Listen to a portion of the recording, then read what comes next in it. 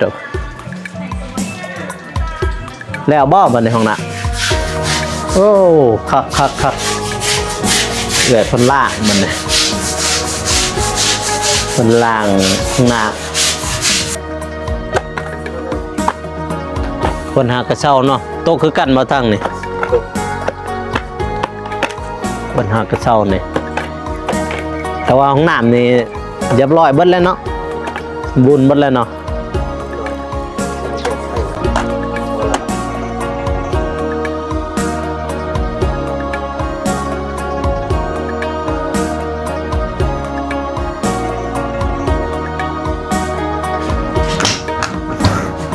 โอ้คักบ่ห้องน้ำเนี่ยคักสุดยอดบ่งามบ่งามยกโป้นะหลังน้องเคยลินบ่แบบนี้เคยบ่เคยลินตอนยังเด็กแล้วก็จนเป็นลมฮะเคยลินคือกันโดยกันเต้นยากไปหน่อยลินเต้นย่างกินเห็นตอนยังน้อยๆเนี่ยน้อยแล้วนี่ก็คือของลินในวัยเด็กพ่อแม่พี่น้องเนาะตอนลินในวัยเด็ก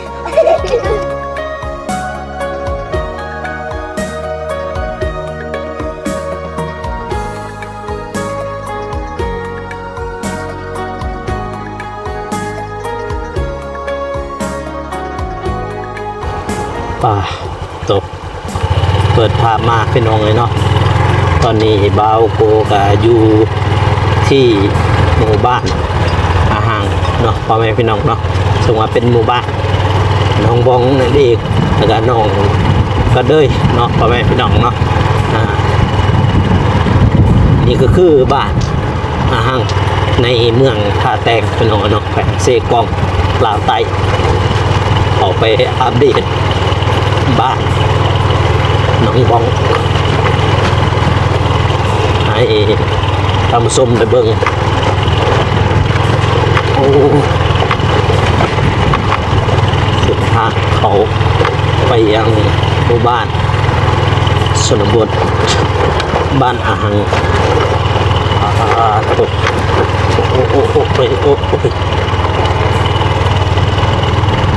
มาอัปเดตห้องน้ำบอกกระเจ้าเฮ็ดหอดใส่แล้วห้องน้ำน้องบองนะดิน้องเอ้ยโอ้โหสุดทางนี่ตอนว่าแม่นว่าไปตรงไปนี่เป็นฮะไปบ้านน้องกระเดยน้องพ่อแม่น้องตรงไปนี่ออกมาเบอร์นี้ก็แม่นว่าหอดบ้านน้องบองเลยพี่น้องเอ้ยดู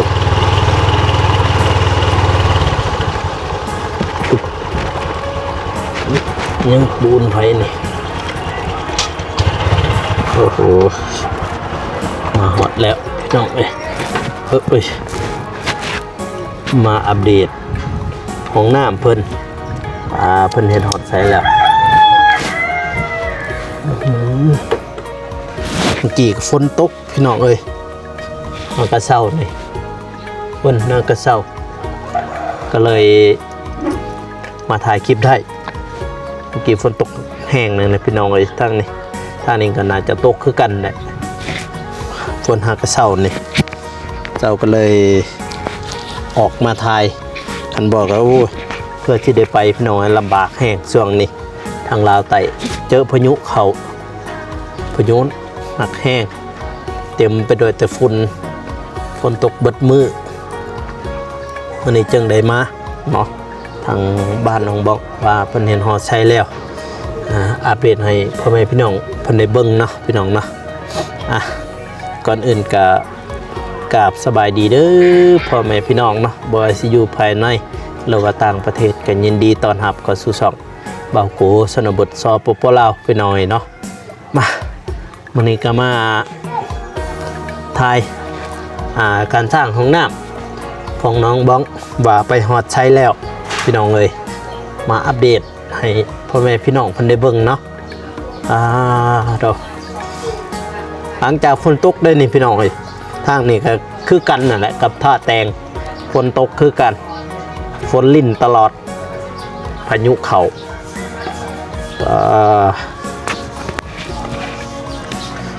มาอัปเดตห้องน้ำเพิ่นว่าฮอดไซส์แหละเพิ่นเฮ็ดเพราะว่าตั้งแต่มื้อวานเพิ่นมื้อนี้พอดีครบ1 อาทิตย์หรือว่า7 วันนั่นเอง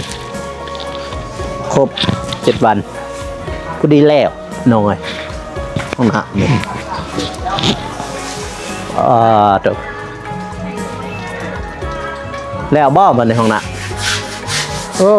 คักเกิดคนล่างมันเลยคนล่างข้างหน้าเรียบร้อยมีคนเข่าบ่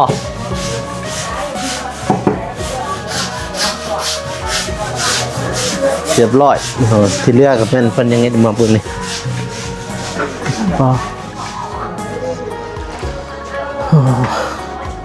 จะคุดคุ้มมันนี่บ่โอ้คุดคุ้ม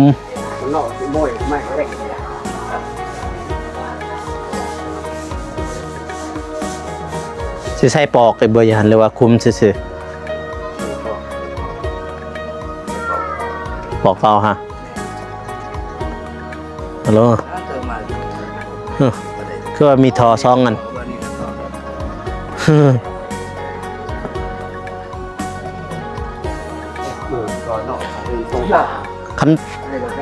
คันได้อันนี้จะเอาทอตัวนี้นี่ตัดออกครับปิดตัวนี้ก่อนแล้วก็ตัดใหญ่มันมานี่หน้าทอกันบอมันบวิดเด้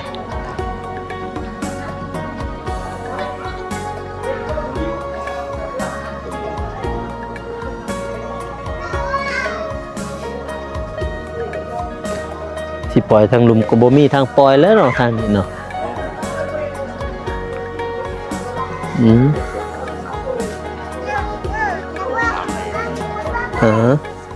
พอดีลงใส่นี่พอมีทางต้องลงกับเป็นกลางบ้านครับมันเป็นป่ามันเป็นป่านั่นยังว่าแค่แน่ปล่อยลงเลย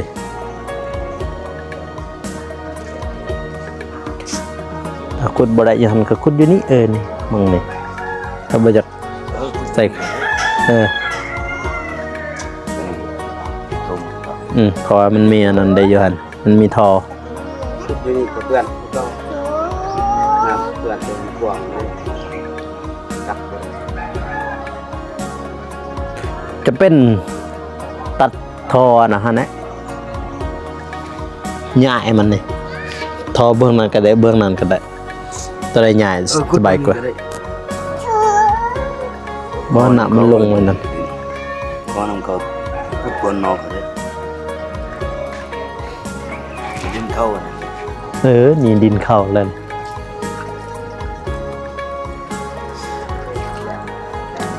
เป็ดไผ่เป็ดไผ่มันจะใหญ่ท้อหันสิได้นะ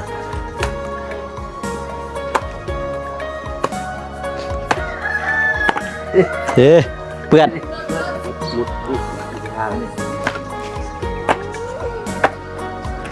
น้องบ้องไปใช่เพื่อน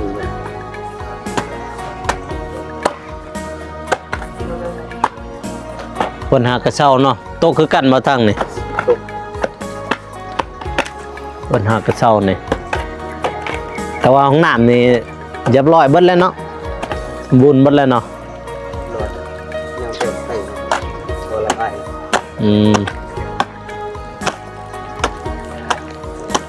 ยังจะใส่ท่อระบายแล้วก็มานี้ก็เรียบร้อยบัด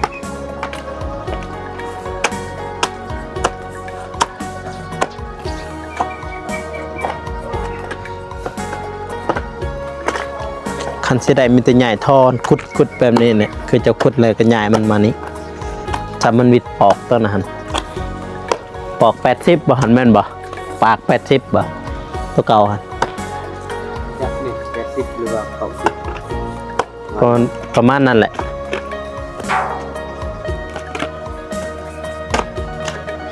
ช่างเกรดอันนั้นคือว่า4 ปลายเกินถึงนั่น ทออาหารหวยฝนมันลงมาบ่ได้เช่ๆจังนั้น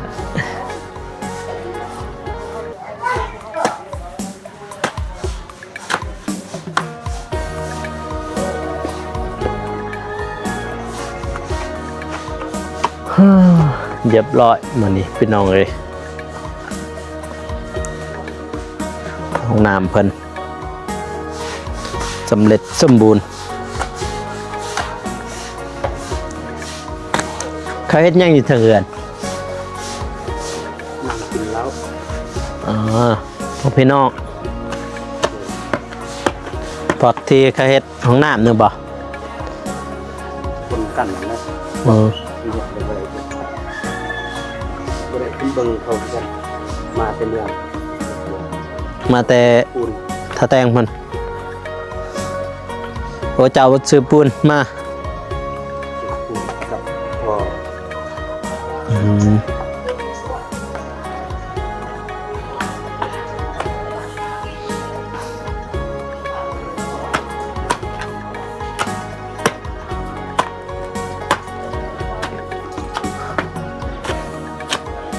ในที่สุดก็เรียบร้อยพี่น้องเอ้ยน้ำเพิ่นนี่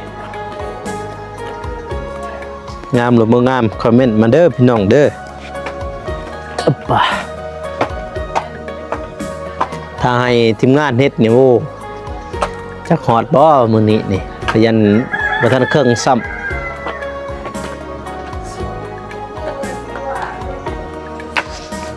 ยังขุดห้องยังขุดคุมสิปะอันนั้นปอกท่อแล้วก็เป็นห้องน้ำระบาย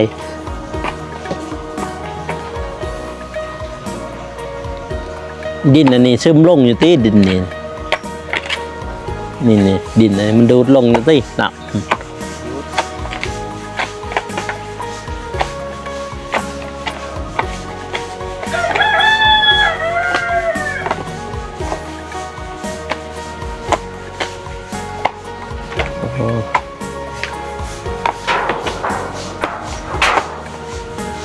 สวยงามพี่น้องเรียบร้อยห้องน้ำเพิ่นเดี๋ยวเพิ่นยังล้างอยู่เบื้องเครื่อง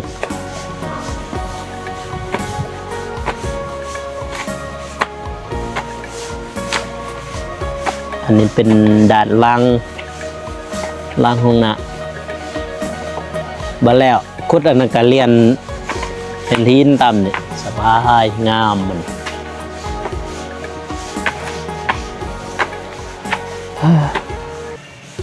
มื่อนี้ก็ในที่สุดก็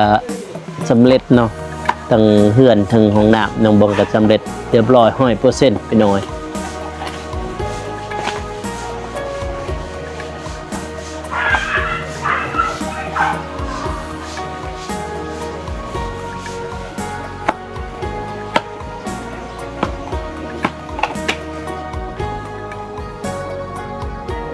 ทางนี้ก็ตกทางนั้นก็ตกเบิดก็หยุด1 โมงนี่บ่ายโมงมันบ่ายโมงฝนเช้าหยุดบ่ายโมง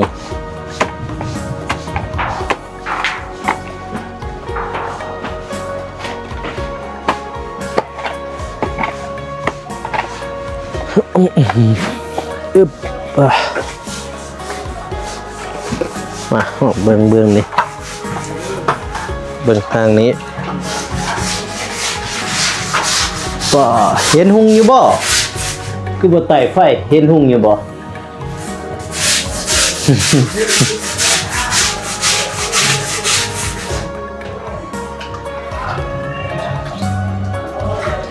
บ่ได้เอากาแฟมาใส่นี่ทางนี้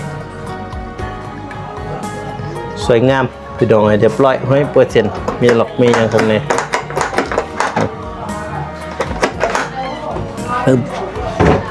เรียบร้อยพี่ในด้านข้างต่อไปแม่นทางนี้แม่นว่าเขาเจ้าจะเฮ็ดเส้นทางนะพ่อแม่พี่น้องนะเส้นทางขึ้นไปฮอดศาลากวนเขาเจ้าหันยามมีหิดมีของเขาจะย่างตามนี้ขึ้นไปหัน เพิ่นเฮ็ดนี่ก็ญาติพี่น้องเพิ่นแหละเฮ็ดแปลงนี่ที่เหลือก็มีแต่รอท่าทั้งบ่าวเตียงเราอันนี้มันมาแล้วจึงได้ขึ้นอีกครั้งพี่น้องเลยเนาะขึ้นอีกครั้งนึงขึ้นบ้านอีกครั้งนึงว่าจะจำเป็นก็ต้องได้เฮ็ดแบบนี้พี่น้องฮิตของประเภทนี้ของทางบ้านเพิ่นทางบอกว่าเองก็บ่ฮู้ปานใดดอกพี่น้องเนาะตัวพี่น้องบองเพิ่นลงมาจากเพื่อนตัวเพื่อนหลังไม้ของเพิ่นโอ้เรียบร้อยเพื่อนซานบ้านซองเพิ่นพี่น้องเอ้ยมาเบิ่งข้างหน้านี่เรียบร้อยแล้วบัดนี้เนาะตัวพี่น้องเอ้ยข้างหน้ามันเรียบร้อยโอ้คักบ่ห้องน้ำเนี่ย คัก สุดยอดบ่ โดย งามบ่ งาม ยกโป้นะนี่พี่น้องเอ้ยสุดยอดอันทางพี่น้องเพิ่นเองนี่แหละพี่น้องเอ้ยเฮ็ดห้องน้ำนี่ต่อก็คือแบบง่ายๆก็คือทางพี่น้องเพิ่นแน่แล้วก็ทางทีมงานเฮานี่มาอัปเดตช่วยกันพี่น้องเฮ็ดคนละน้อยทางบ่โกก็บ่ได้มาได้เฮ็ดซอยเพิ่นดอกพี่น้องเอ้ยเนาะบ่ได้มาอัปเดตเพราะว่าเพิ่นเฮ็ดก็มีแต่7วันหรือว่า1อาทิตย์เท่านั้นพี่น้องเอ้ยเนาะให้น้องเพิ่นสบายดีผู้ใหญ่ใจบุญทุกท่านโดยสบายดีเด้อกูสบายดีพ่อแม่ผู้ใหญ่ใจบุญทุกท่านแล้วก็สบายดี FC ฝั่งไทยฝั่งลาวหรือว่าอยู่ต่างประเทศหรืออยู่ในบ้านเฮาก็ขอสวัสดีสบายดีเบิดสุขสุขคนเด้อตัวพี่น้องเรียบร้อยแล้วห้องน้ำเพิ่นบัดนี้ที่เลยเฮือนซ่านก็เรียบร้อยเนาะ เฮือนซ่านเพิ่นก็เรียบร้อยพี่น้องแล้วก็ห้องน้ำเพิ่นก็เรียบร้อยที่เหลือถ้าบ่เตียงมาบัดนี้ถ้าบ่เตียงถ้ารอทั้งบ่เตียงเราลงมาแล้วก็เพิ่นก็เข้มขึ้นอีกครั้งเนาะแต่หาก็ยังบ่ทันฮู้ดอกพี่น้องว่าเมื่อใดเพิ่นสิมาน้องก็สำรวจเบิดแล้วบ่ผ่านอยู่บ่สร้างเพิ่นเฮ็ดผ่านบ่ผ่านร้อยเนาะโดยบ่ผ่านก็จำเป็นต้องผ่าน บ่ผ่านก็จำเป็นต้องผ่านแล้วบัดนี้เห็นแม่แล้วบ่ล้างกี่อยู่ซั่นนี่โดยที่เหลือก็มีแต่ใส่กระฟุ้ยบ่แม่นบ่ใส่กระฟุ้ยบ่ยังสิคัดอันนี้ยังบ่งามสิคัดพื้นนึงบ่โดยสิคัดด้วยจักรจะน้อยพี่อ้ายลงมาคัดโอ้เพิ่นยังคัดอันนี้โดยเพิ่นบ่ใส่กาวบ่อีชังเกิดอีชังวะปูนขาวบ่จักกาวนะก็ใส่เห็นอยู่ดอกอยู่ตามห้องนี่คันบ่มันจะซึมลงนี่ได้ตามห้องเติ้นก็ใส่เป็นมันก็จะหมดใส่ดอกจะเป็นกาวบ่เลยเป็นปูนอีหยังแหละสีขาวนั่นน่ะจะใส่เบิ่งนี่ก็ต้องล้างบ่เบิ่งนี่โดยอ๋อเขาใส่งานแล้วบ่นี่หรือว่ายังนี่ยังยังยังบ่ทันได้คัดซ้ำก็ต้องได้คัดอีกเทื่อนึงวันนี้ทางนี้เด้น้องๆบ่ได้ปล่อยเลยติทางนี้ยังสิต่อท่อไปลงหลุมแน่เนาะโดยหรือว่าสิปล่อยแนวนี้ยังบ่ฮู้โอ้นี่น่าจะแม่นท่อตัวนี้ก็เดานี่เพิ่นจะเอาต่อตัวนี้ไปต่อลงไปลงหลุมอายต่อหั่นเรื่องของหน้าอีหยังก็สำเร็จพี่น้องเนาะบัดดอกไฟเด้จะเอาตัวใดดอกไฟหรือว่าเพิ่นซื้อมาใหม่จะใช้ใหม่แล้วดอกไฟนี่มันอายจะเละแต่ว่าเฮ็ดของน้ำนี่บ่ได้จ้างติพี่น้องจ้ะบ่ได้จ้างเพิ่นมาซอยเนาะโดยเพิ่นมาซอยงานซื่อๆพี่น้องเนาะไปเทิงๆพุ่นไปเบื้องเทิงตอนนี้อายเพิ่นยังขุดคุมพี่น้องเลยขุดคุมเพื่อใส่วางท่อตอกท่อนั่นเองเพราะว่าเพิ่นสิเอาน้ำลงหัน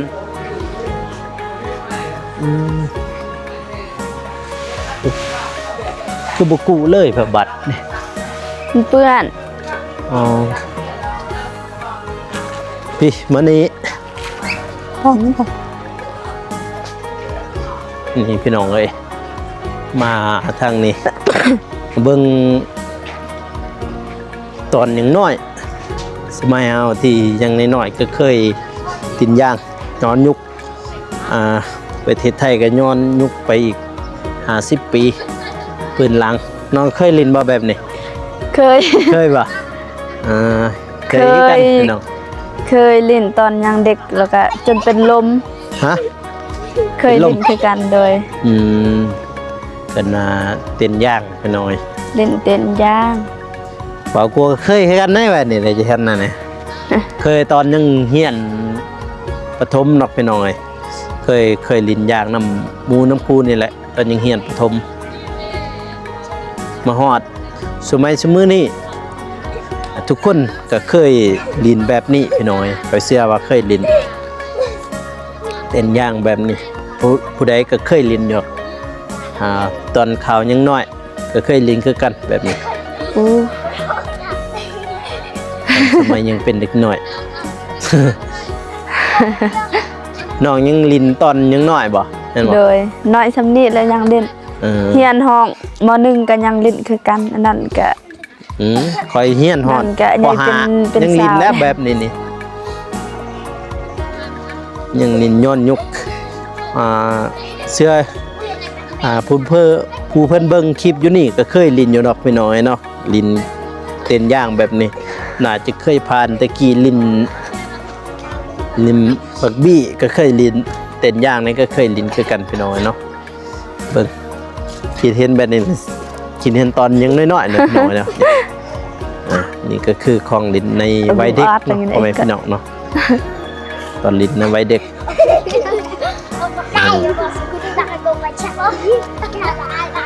เคยลินคือกันแบบนี้พี่น้อย เห็นไปแล้วอยากลินแน่บ่ได้ย้อนยุคไปอีกขึ้น10 ปลายปีก็เคยลินพี่น้องแบบนี้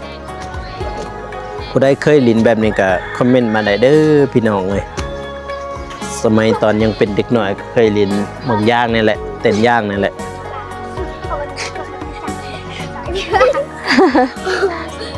คักแสดงว่าน้องบ้องก็เคยลิ้นเนาะแบบนี้เนาะ โดย ใหญ่มากแล้วก็เศร้าไปหน่อยเด็กหน่อยเขาเจ้าก็สืบต่อกันไป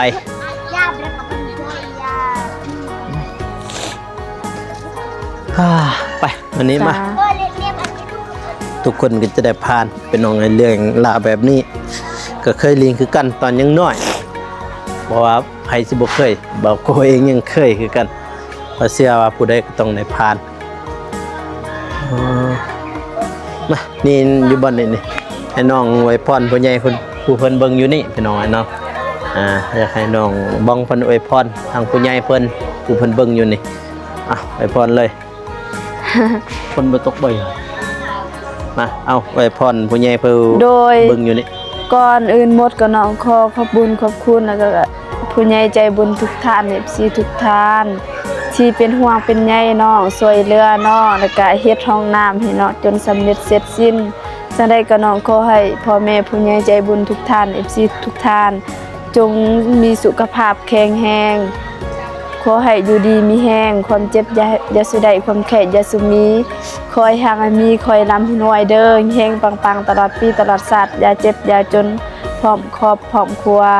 นอนก็ขอให้ได้เงินหมื่นตื่นก็ขอให้ได้เงินแสนย่างแกงแค้นก็ขอให้ได้เงินล้านย่างเลาะกลางบ้านก็ขอให้เป็นมหาเศรษฐีเด้อหรือว่าเฮ็ดธุรกิจอันใดก็ขอให้ประสบผลสำเร็จในการงานขอให้อายุมันคนยืนแล้วก็ขอให้มีแต่สิ่งดีเข้ามาในชีวิตเด้อสาธุ สาธุพี่น้องเนาะบัดนี้บ่าวโกกับบ่มีหยังมากมายมื้อนี้ก็ได้มาอัปเดตทางห้องน้ำก็สำเร็จ 100% แล้วก็ทางบ้านก็สำเร็จ 100% ที่เหลือก็ยังแม่นถ้าทางบ่าวเตียงเราลงมาก็น้องบองก็สิได้จัดงานขึ้นบ้านอีกครั้งนึงพี่น้องเอ้ยเนาะคลิปนี้ก็สิได้จบไปเพียงเท่านี้เนาะพ่อแม่พี่น้องเนาะก็อย่าลืมฝากกดไลค์กดติดตามเพื่อเป็นกำลังใจให้บ่าวโกเฮ็ดคลิปต่อๆไปเด้อพ่อแม่พี่น้องเนาะสำหรับคลิปนี้ขอกล่าวคำว่าสบายดีพี่น้องแล้วเจอกัน EP หน้าเนาะบ๊ายบาย